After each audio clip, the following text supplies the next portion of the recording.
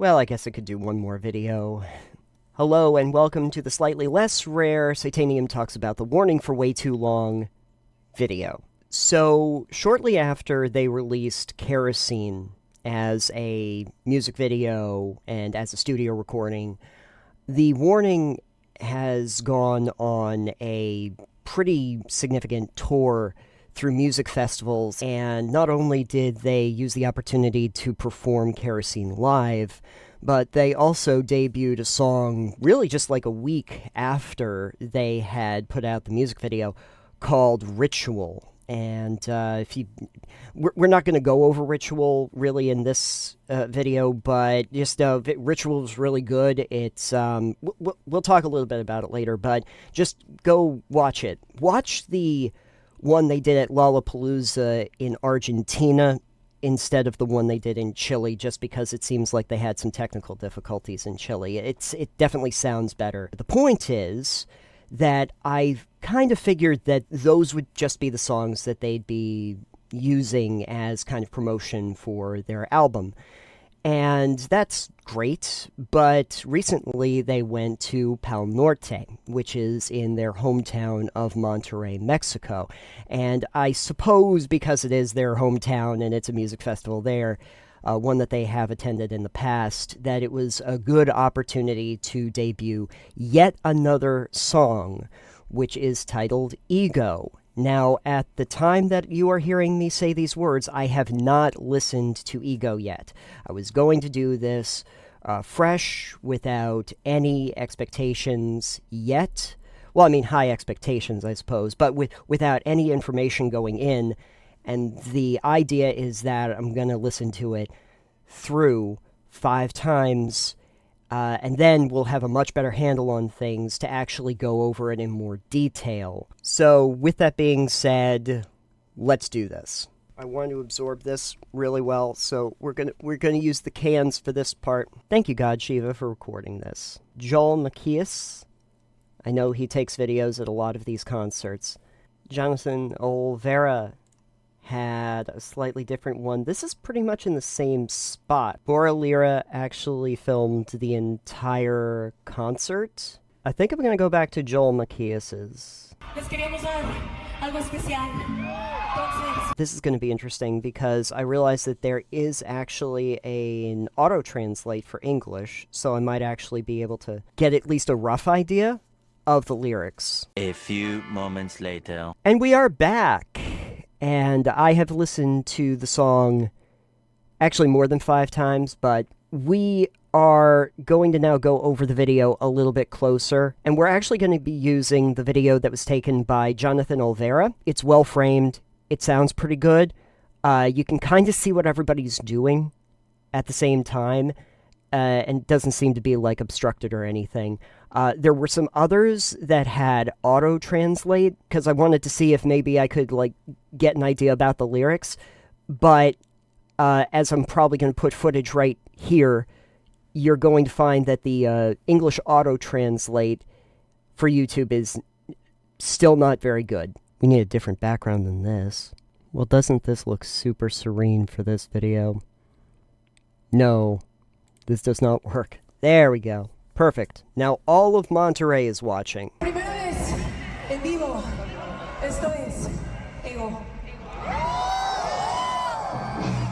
She's saying it's the first time they've played this live. It's actually the first time that anyone had really heard it. Might be referring to the idea that they had already recorded it for the album, but as far as anyone out here is concerned, this is the first time we've heard it in any form.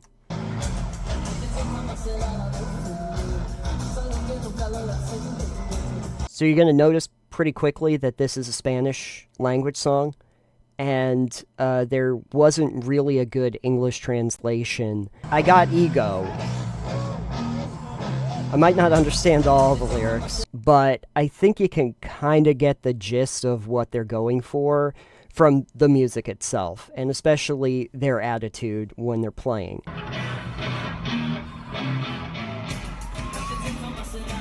Oh.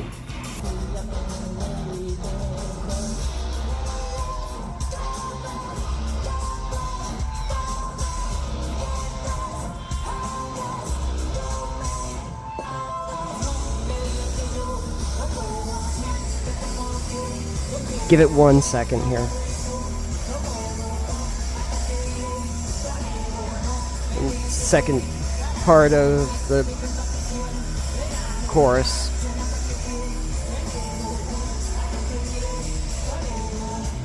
So the thing is that that chorus actually goes like longer than I originally expected it to go.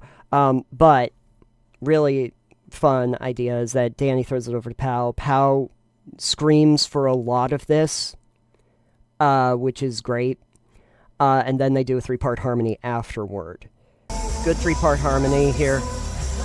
For rock, that's got to be tricky.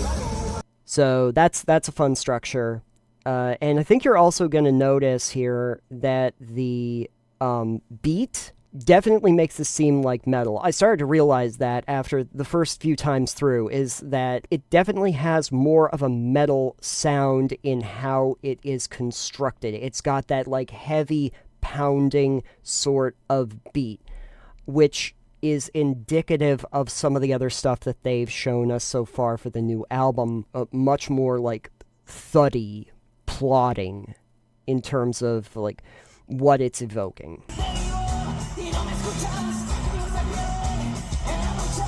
Danny sounds great here. He really does. Pa'l's gotten very good at scream singing.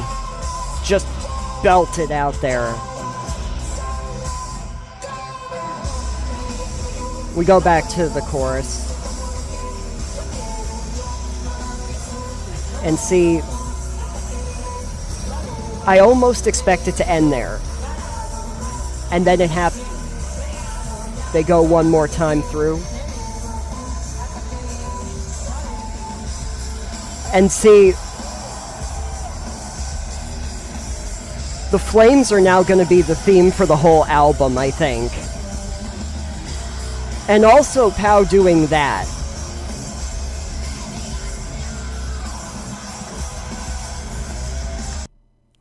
Hold second. Put in a clip of me reacting to that the first time, because I think that probably explains more than this. Oh.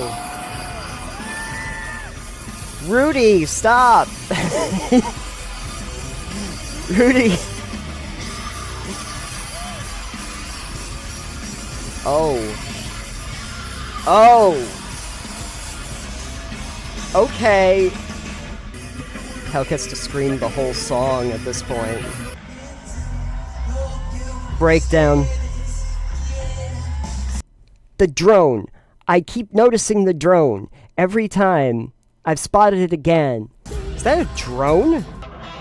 That is a drone. I want that footage. I need the drone footage. I need the recorded version that everybody's taking footage of here. Maybe the Warning will actually put out like a live video of this, and maybe also Ritual. That would be great. It's great that everyone's filming this, but you'll notice that a lot of times cameras can't really give you the best sound quality. The reason I want to hear the actual feed is because on a lot of these cameras, it sounds really tinny for the drums. Luckily, the bass isn't getting drowned out too much. What we got, though, worth it. Nice build. And then we hit. They do that low breakdown. Oh, I gotta go back in a second, but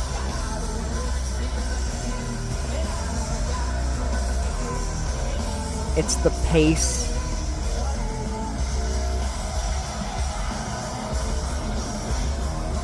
Danny's riffing there a little bit. Oh, yeah. You hear that? Back to the best part, though.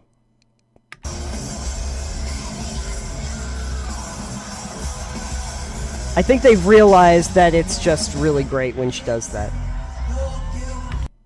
This is actually what I wanted to talk about just briefly, is that Pa'l gets up from the drums, because we're drowning out the drums, we're getting rid of the guitar for a minute. Ollie's just going to do bass.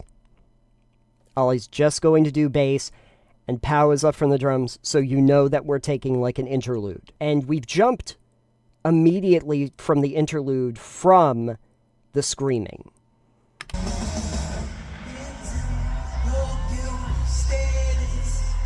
You can really hear the bass there too. And then we jump back in.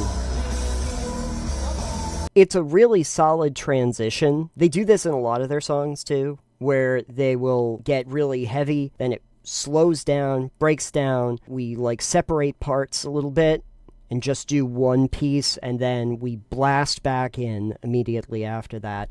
And they did that here. This is also the first like Spanish language song for the album, but there's usually one. I don't know, maybe they'll do more, but there's usually one Spanish language song on each album.